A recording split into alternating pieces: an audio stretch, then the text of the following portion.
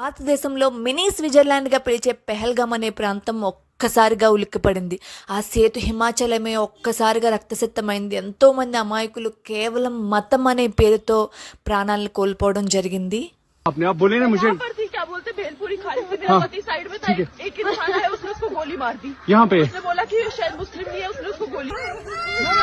अरे नहीं नहीं नहीं नहीं हम लोग, अरे हम लोग फौज हैं, हम लोग बैठो बैठो, हम लोग फौज हैं, बैठो बैठो चलो।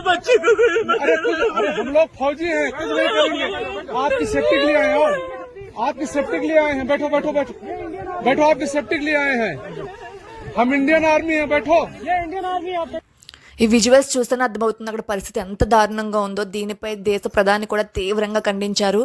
ఈ ఘటనలో 28 మందికి పైగా మరణించారు. 20 మందికి పైగా వాళ్ళ పరిస్థితి కూడా చాలా క్రిటికల్గా ఉందని తెలుస్తుంది.